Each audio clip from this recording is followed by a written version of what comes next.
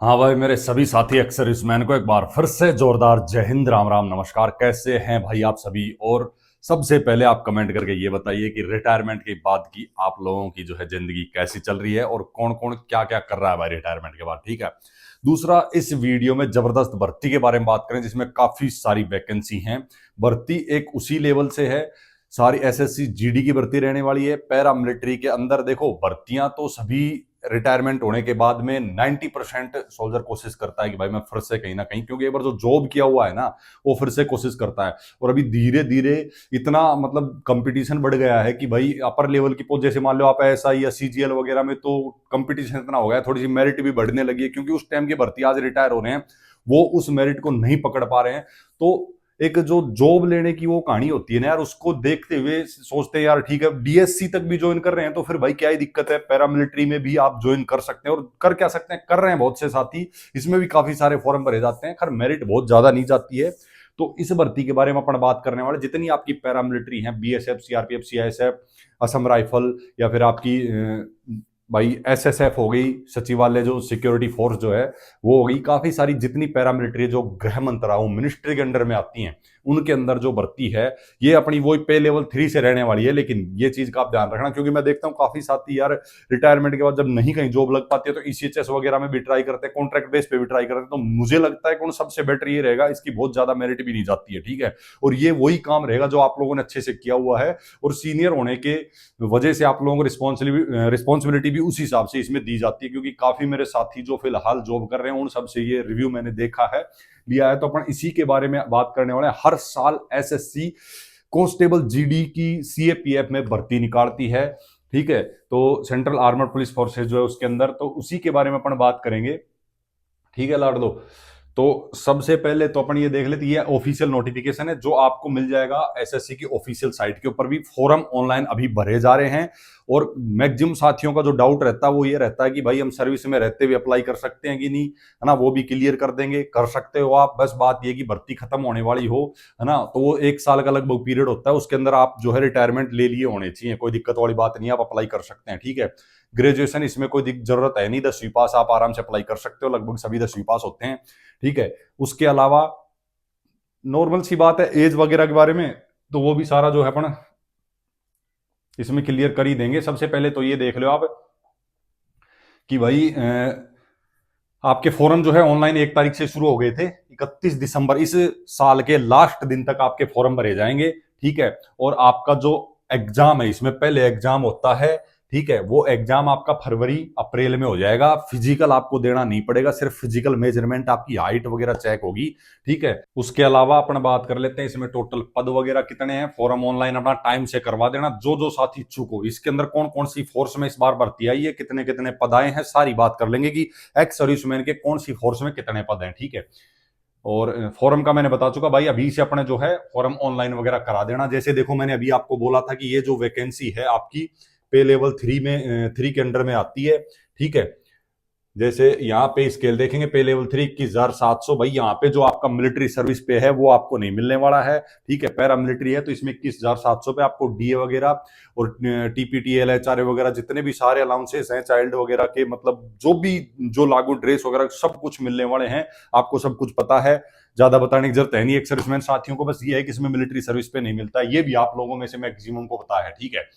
बाकी इसके बाद में प्रमोशन के हिसाब से भी भाई पे लेवल बढ़ते जाएंगे। तो इसमें नायक वाली पोस्ट नहीं होती है, डायरेक्ट इसमें हेड कांस्टेबल होता है। ठीक है। तो अब आ जाती है बात इसमें पोस्ट की। तो सबसे सही मैं मानता हूं कि भाई आपने देखो बीएसएफ, सीआरपीएफ, आईटीबीपी, इनकी असम राइफल, एसएसबी, सीमा सशस्त्र बल, इनकी लगभग जॉब के कम पे, मतलब लगभग वैसी सिमिलर जॉब तो आप कर चुके हैं। उसके अलावा मुझे लगता है कि सीआईएसएफ में इस बार सबसे ज्यादा वैकेंसी आई है। ठीक है। और आप लोगों के लिए सबसे बेटर भी मुझे लग रहा है यही रहने वाली है। उसके अलावा एसएसएफ भी ठीक है ना, नीचे दिखाऊंगा एसएसएफ का, उसमें थोड़े पद कम है। अब इसमें कितनी वैकेंसी एक सर्विसमैन के लिए होती है, 10% कोटा जो है रिजर्व होता है। बशर्ते आप सब पास करने चाहिए, एग्जाम का जो पासिंग मार्क है उस तक पहुंचने चाहिए। बाकी मेरिट का कोई मायने नहीं रखता। अगर मेरिट, आप जैसे मेरिट कम भी चली जाएगी, इसकी पासिंग मार्क्स से ज्यादा नंबर है आपके और वहां तक मेरिट जा रही है तो भी सिलेक्शन हो जाता है, लेकिन थोड़ी सी धीरे धीरे थोड़ी थोड़ी बढ़ने लगी। लेकिन ऐसा नहीं है कि आप सिलेक्शन नहीं ले सकते, थोड़ी बहुत अगर आप रिटायरमेंट के बाद या फिर सर्विस में रहते हुए मेहनत कर लेते हो तो आप आराम से सिलेक्शन ले लोगे। पहले इसमें बात कर लेते हैं 10% कोटा के हिसाब से अगर बात करें तो इसमें लगभग 52 सीट होगी, ठीक है, और इसमें लगभग आपकी 1313 सीट होगी, इसमें 536 हो जाएंगी, इसमें 176 हो जाएंगी, इसमें 109 और 155, लगभग 10% का अगर अपना बात करें तो इतनी सीट तो भाई एक्स सर्विसमैन के लिए ही है, ठीक है। तो ये बहुत ही अच्छा मौका है। आने वाले समय में पता नहीं भाई एक्स सर्विसमैन कोटा के साथ में क्या होगा, क्योंकि अग्निवीर वगैरह भी धीरे धीरे मैदान में उतरेंगे, है ना, उनको भी अलग से रिजर्वेशन दिया जाना है, तो वो सारी चीजें भी देखी जाएंगी। एक आपका आ जाता है एसएसएफ, जो मैं भी आपको बता रहा था, तो इसमें लगभग टोटल 23 ही वैकेंसी है, ठीक है। तो 23 में आप ये मान के चलो यार 10% कोटा के हिसाब से 2 वैकेंसी बढ़ती हैं, ठीक है, ज्यादा वैकेंसी है नहीं।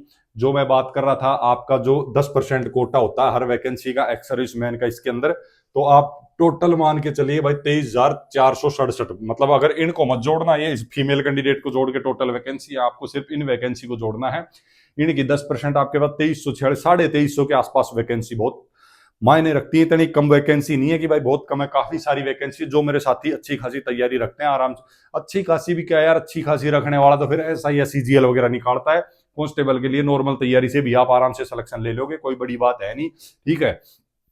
उसके बाद में अपन मोटी मोटी बातें जो करने वाले हैं, ये आपका अगला टॉपिक आ जाता है एज के बारे में, जो बहुत ज्यादा साथी डाउट रखते हैं। मैंने सेपरेट एक वीडियो बना रखा है, बहुत अच्छा आप लोगों का प्यार मिला उस वीडियो को, उसको जाके देख सकते हैं। बाकी एक्स सर्विसमैन साथी भी सेंट्रल गवर्नमेंट के रूल के हिसाब से मैंने उसमें समझाया है, जो आप जिस एज में आप भर्ती हुए थे उसके बाद जितनी आपने सर्विस करी उसको डिडक्शन कर दो फिलहाल की आपकी एज से, मतलब कि आप उस जिस दिन भर्ती हुए थे उस दिन की एज और रिटायरमेंट हुए उसके बाद कितने दिन आप रहे हैं सिविल में, वो एज आप जोड़ के आपकी जो एज है ना, उसमें आपको रिलैक्सेशन मिलने वाला है 23 + 3 26 साल, 26 से ऊपर नहीं होनी चाहिए। जैसे मैं एक बार, चलो इस वीडियो में फिर से मैं समझा देता हूं एक बार कि भाई मान लो आप नॉर्मल 20 साल का कोई भी साथी भर्ती हो गया, उसने 20 साल सर्विस कर ली, ठीक है, तो उस 20 को निकाल दो, ठीक है, 40 पे वो रिटायर आया, यानी कि वो 20 का ही है, वो 20 साल जो सर्विस है ना वो आपकी डिडक्शन होगी, जो आपने मिलिट्री के अंदर जो सर्विस दी है वो, ठीक है, उसको आप निकाल दो। आप 20 के हैं आज, रिटायर आए हुए अगर आपको 3 साल हो गया, 4 साल हो गए, तो फिर देखो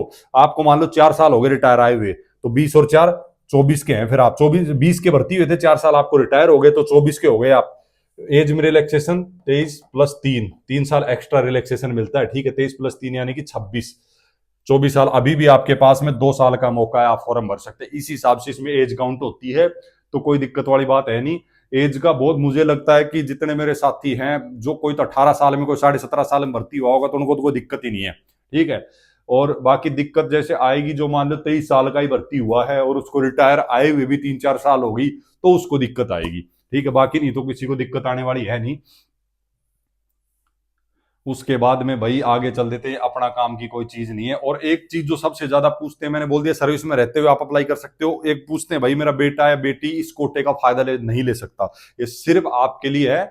आपने जो है अपने देश के लिए अपनी, भाई सीधी सी बात है, जवानी का जो मैक्सिमम हिस्सा है वो वहां पे लगाया है, तो आपको ये बेनिफिट दिया जाता है, आपके बच्चों को नहीं मिलेगा। बच्चों को जो बेनिफिट दिए जाते हैं वो अलग है, वो आप लोगों को लगभग सभी को पता है क्या क्या बेनिफिट आपको मिलते हैं, ठीक है।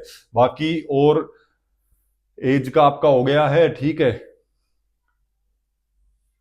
कोई दिक्कत नहीं, मैंने बता दिया कि भाई आप साल भर के भीतर भीतर अगर आप रिटायर आ जाते हैं तो सर्विस में रहते हुए भी आप अप्लाई कर सकते हैं, कोई दिक्कत वाली बात नहीं है, ठीक है। और इसमें जो भी चीजें है ना, ये ऑफिशियल नोटिफिकेशन आप देख लेना। अगर आपको डाउट हो मुझे ये पूछना है तो भाई इसमें सीधा ऊपर सर्च मार लेना, एक सर्विसमैन, जितने जितने टॉपिक होंगे आपके सारे आ जाएंगे आपके सामने, ऐसे वो दिखा देगा इसको हाईलाइट करके, और आप उसको पढ़ सकते हैं, कोई दिक्कत नहीं है। एज रिलैक्सेशन मैं इन शॉर्ट में सारी चीजें आपको समझा दिया हूँ जो जरूरत की चीज थी, और आगे चलते हैं। पर मैं जो आपको बता रहा था फिजिकल के लिए, उसका भी दिखा देते हैं। अब साथी कई बोलेंगे फिजिकल हाइट में रिलैक्सेशन है क्या? भाई देखो, हाइट में रिलैक्सेशन की बात मैं आपको पहले, एनसीसी वाला अगर आपके पास एनसीसी है तो अलग से बेनिफिट नहीं मिलेगा उसका, वो भी इसमें दिया हुआ है, ठीक है, एक ही बेनिफिट आप ले सकते हैं। उसके अलावा फिजिकल का ऑनलाइन फॉर्म अप्लाई होगा, अपने टाइम से अप्लाई कर देना। फिजिकल का जो मैं बता रहा था आपको आगे दिखा देता हूँ। फिजिकल में इसमें क्या होगा, पहले तो आपको एग्जाम देना होगा, एग्जाम में शॉर्ट लिस्टेड होने के बाद में आपको जो है इसमें फीस भी आपकी, ऑनलाइन फॉर्म भरेंगे तो फीस भी आपकी नहीं ली जाएगी, ठीक है। एग्जाम में शॉर्ट लिस्टेड होने के बाद में फिजिकल के लिए बुलाया जाता है सभी को, लेकिन आपका क्या रहेगा, बुलाया आपको भी जाएगा उसके लिए, ठीक है, लेकिन आपको उसमें फिजिकल नहीं देने जाना है, ठीक है। ये हो गया आपका एग्जाम का भाई सिलेबस किस हिसाब से जो है टोटल आपके 80 क्वेश्चन आएंगे, 160 नंबर के 80 क्वेश्चन में 60 मिनट मिलेंगी। देखो एक बेसिक सी कोचिंग आपको लेनी पड़ेगी, ज्यादा नहीं तो एसएससी जीडी का मैं मानता हूं मोटा मोटा लगभग जो कोर्स है आपको जितनी नीड है, आप 6 महीने अगर कोचिंग और सेल्फ स्टडी कर लेते हैं तो इसमें आप आराम से सिलेक्शन ले लेंगे, ठीक है। इतना तो यार डेडिकेशन दिखाना ही पड़ेगा, ठीक है। बाकी इसमें सिलेबस भी दिया हुआ है कि आपको क्या क्या मैथ के कौन कौन से टॉपिक आएंगे, हिंदी या इंग्लिश में से आप क्या चूज करते हैं उसके क्या टॉपिक आएंगे, जीके के कौन कौन से टॉपिक आएंगे, ठीक है।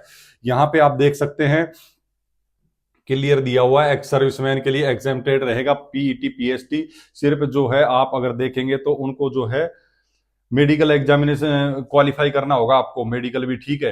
पीईटी फिजिकल एफिशिएंसी टेस्ट आपका नहीं होगा, सिर्फ स्टैंडर्ड टेस्ट होगा। आपकी हाइट और चेस्ट वगैरह का मेजरमेंट, वेट वगैरह का मेजरमेंट रिकॉर्ड पर्पज के लिए आपका लिया जाएगा। बाकी इसमें कोई भी एक्स सर्विसमैन साथी नहीं निकलता। अगर आप ये रनिंग वगैरह देखते हैं तो ये आपके लिए लागू नहीं है, ठीक है। आपका एग्जाम होगा, एग्जाम में अगर आप शॉर्ट लिस्टेड होते हैं तो आपको अब इसमें साथी बोलेंगे हाइट के लिए, हाइट में भाई देखो जब आप भर्ती हुए थे उस टाइम जब आपको हाइट में रिलैक्सेशन नहीं मिलती तो यहाँ किस लिए देंगे, ठीक है। आप जीडी से भर्ती में आपकी हाइट है उसके अकॉर्डिंग तो आप यहां अप्लाई कर सकते हैं। अगर आप कलर की हाइट से गए थे और आप ऐसे स्टेट से बिलोंग करते हैं जहां 170 सेंटीमीटर हाइट ली जाती है तो फिर आप एलिजिबल नहीं रहेंगे। हाइट के लिए अलग से कोई रिलैक्सेशन इसमें नहीं बताया गया साथियों, ठीक है। बाकी अगर कुछ और होगा, डाउट होगा तो भाई पूछ लेना, हो सकता है मुझसे कुछ छूट जाए या फिर कुछ गलत बता दिया जाए तो भाई उसको कवर कर लेंगे कमेंट्स या फिर टेलीग्राम का लिंक डिस्क्रिप्शन में, वहां चल के भी डिस्कस कर सकते हो। हाइट में जो रिलैक्सेशन है वो यहां दिया हुआ है, आप किस स्टेट से बिलोंग करते हैं, किस कास्ट से किस कैटेगरी से बिलोंग करते हैं तो आपको रिलैक्सेशन मिलेगा। बाकी एक्स सर्विसमैन का आप यहां देखेंगे तो कहीं भी भाई मेंशन नहीं किया, कहीं उल्लेख नहीं दिया है उसका भाई, ठीक है, कि भाई उसको जो है रिलैक्सेशन मिलेगा या नहीं मिलेगा, ठीक है। तो ये हो गया आपका मोटी मोटी चीजें। अब बात आती है कि भाई अगर सिलेक्शन पे कितनी मेरिट जाती, क्या है कहानी, तो पिछली बार की कट ऑफ का अलग से वीडियो ले आएंगे। इसमें मेन बात यही है अपना ऑनलाइन फॉर्म करवा दो, ठीक है। और काफी सारे पद हैं, कोई डाउट हो फॉर्म भरने को लेके या फिर किस हिसाब से आप कहां से क्या भरना चाहते हैं, क्या है कहानी, तो आप पूछ सकते हैं बेझिझक होके, कोई दिक्कत वाली बात है नहीं। जैसे मैं फ्री रहता हूं मैं कोशिश करता हूं सभी साथियों को रिप्लाई करने की। बाकी इस वीडियो को रोकते हैं यहीं पे, फिर कोई डाउट हो तो भाई पूछ लेना, वीडियो बना देंगे। तब तक के लिए सभी साथियों को जोरदार जय हिंद, राम राम, नमस्कार।